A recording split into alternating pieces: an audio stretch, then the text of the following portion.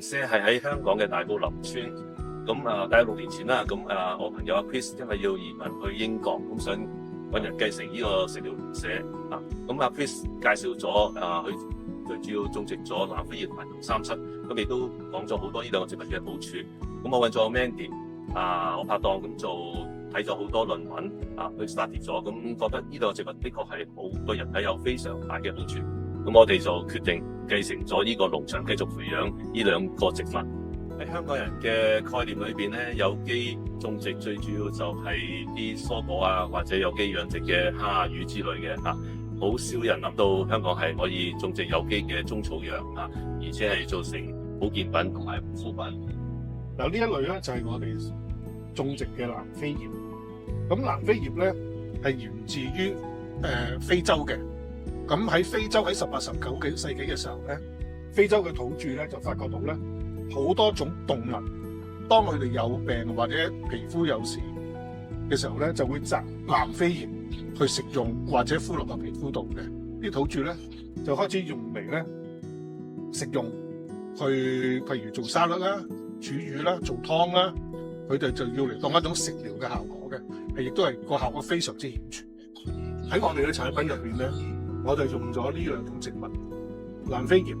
同三七。南非葉屬性咧就係屬於寒性，味苦唔甘；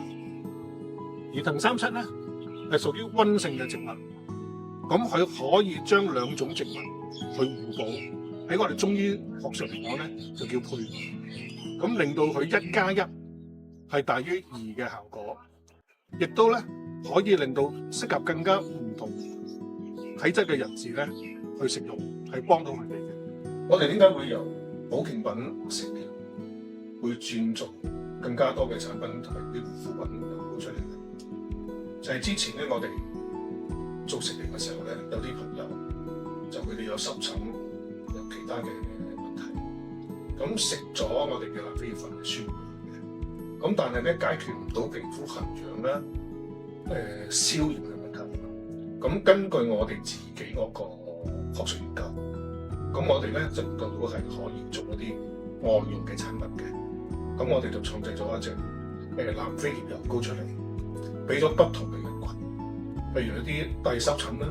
有啲帶皮膚病啦嘅朋友去使用。咁出嚟嗰個效果係比我哋異常之好，個反應係非常熱烈。因為好多用過之後咧，好短時間咧已經係有個好顯著嘅醫療效果。跟住我哋繼續去研究呢個物質嘅時候咧，我哋發覺呢兩種物質咧可以做成護膚品，對皮膚係有一個好大嘅好處嘅。譬如可以祛斑啦、可以消炎啦、保濕啦，所以我哋亦都創製咗一個系列嘅有機護膚品出嚟嘅。